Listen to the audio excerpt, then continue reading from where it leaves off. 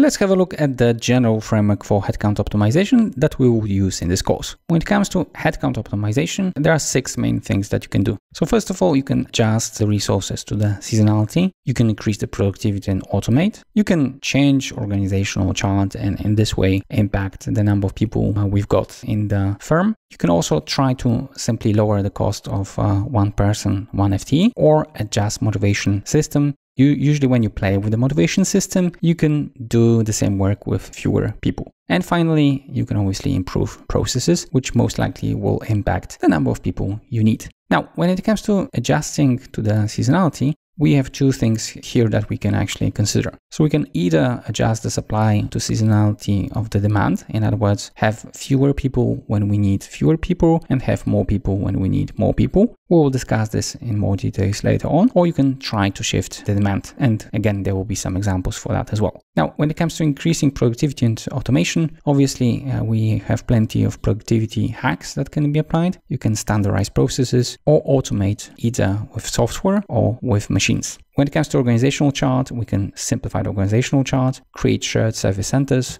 join certain departments, and in this way eliminate managers. On top of that, you can delegate decision making and in this way eliminate also the need to have so many people. And finally, you can create a pool of people. We're gonna show you an example of that as well. When it comes to lowering cost of one FTE, we can change the legal form of cooperation. So for example, switch from having formal employment to treating your employees as independent contractors. You can obviously outsource something, use remote work, or find cheaper people. For example, move part of your department from the country in which you have your head office to a cheaper country where you pay less for people. And finally, you can change the training and recruitment system, which usually also impacts the cost of one FTE.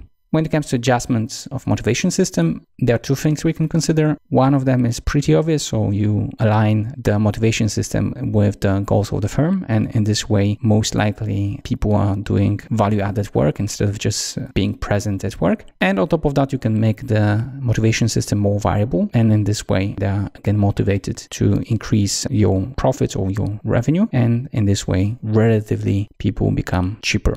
Finally, you can improve processes. So you describe and measure efficiency as well as cost. You can identify and spread best practices in the whole organization, or you can simplify processes. In some cases, it also makes sense to simply eliminate some processes. So that's in short when it comes to what options you've got on the table when it comes to headcount optimization. We'll discuss each and every part in more details. And as I said, for more complicated things, we'll also provide case studies to show you how you can estimate certain things during consulting projects.